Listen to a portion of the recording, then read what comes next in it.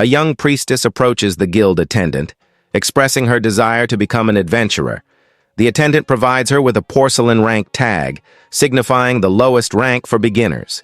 As she receives the tag, a group of rookie adventurers approaches her and the attendant. They invite her to join their party, revealing that they intend to take on a quest to kill goblins. The guild attendant advises them to choose a task more suitable for novices, but the group dismisses the suggestion. The young swordsman, their leader, confidently explains that he has previously driven goblins away from his village and assures the group that it will be easy work with high rewards. He further introduces his companions, a swordswoman and a sage, claiming their party is well equipped to handle the challenge. Impatiently, the group presses the priestess for an answer. Despite her hesitation, she agrees to join them, though the guild attendant watches them leave with evident concern. The group heads directly to the goblin's cave.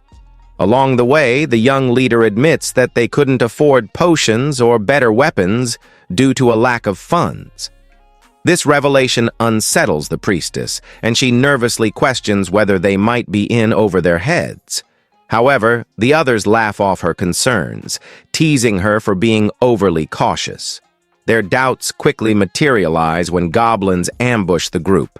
The sage manages to cast a fire spell, injuring one goblin, but she is soon overpowered and pinned down by others.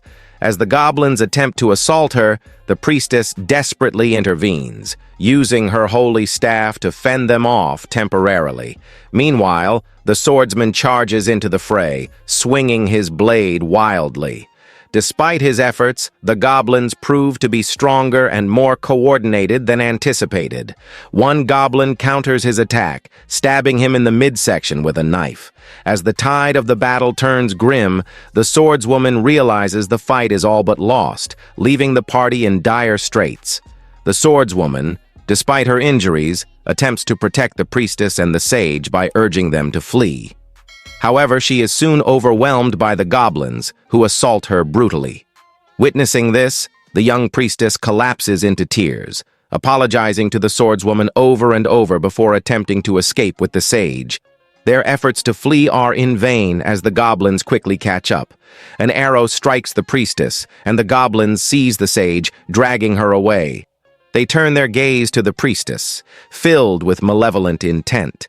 Just as all hope seems lost, a shadowy figure emerges from the deeper recesses of the cave.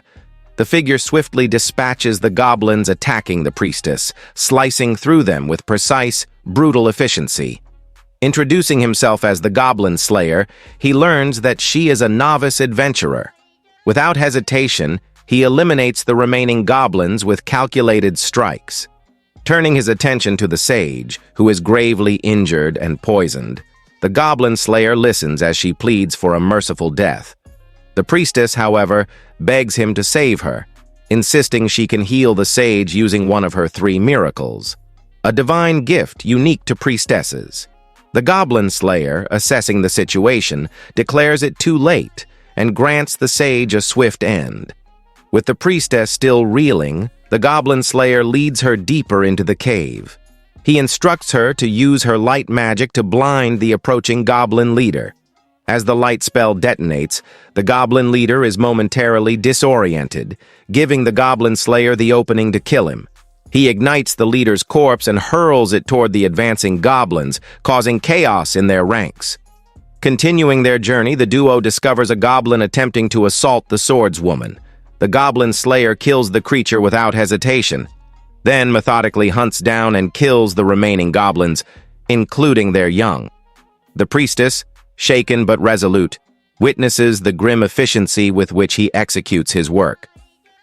Later, the priestess learns from the Goblin Slayer that such tragedies are common for rookie adventurers who undertake goblin extermination quests. Most never return, and the few women who survive are often so traumatized that they retreat into solitary lives in temples. Despite the horrors she has endured and witnessed, the young priestess refuses to let despair consume her, steeling herself for the path ahead. The young priestess, resolute in her decision, vows to follow the Goblin Slayer on his quests. To prepare for future adventures, she purchases a chainmail for better protection. When she approaches the Goblin Slayer, she reveals her new gear and expresses her intention to join him on his journey. Elsewhere, a farm girl dreams of her childhood. In the dream, she tells a young boy, revealed to be the Goblin Slayer as a child, that she's heading to the city. She offers to buy him something during her visit, but the boy, upset, snaps at her, saying he doesn't want anything. Their argument is interrupted by the boy's elder sister, who soothes their quarrel by reminding them that friends shouldn't fight. Shortly after, a carriage arrives to take the girl to the city. The girl leaves, looking back wistfully at the young Goblin Slayer as he watches her go.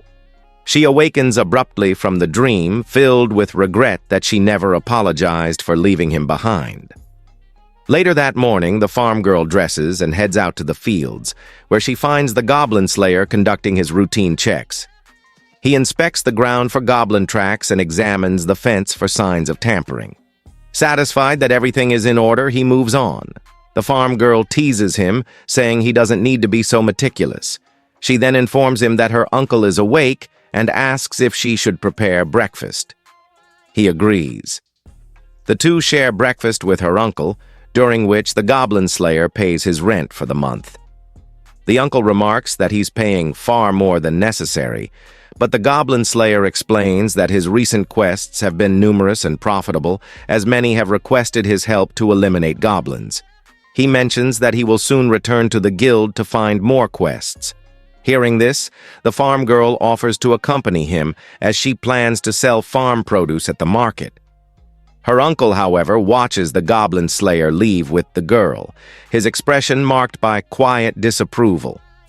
After arriving at the guild, the farm girl overhears adventurers mocking the Goblin Slayer, calling him odd for exclusively taking goblin-slaying quests despite being a silver-ranked adventurer. Concerned, she watches him quietly as he searches for new quests. To her surprise, he is soon joined by the young priestess, whom he had briefly mentioned to her as his new adventuring companion. The Goblin Slayer selects 3 quests, all involving goblin extermination. The priestess volunteers to accompany him, demonstrating her commitment.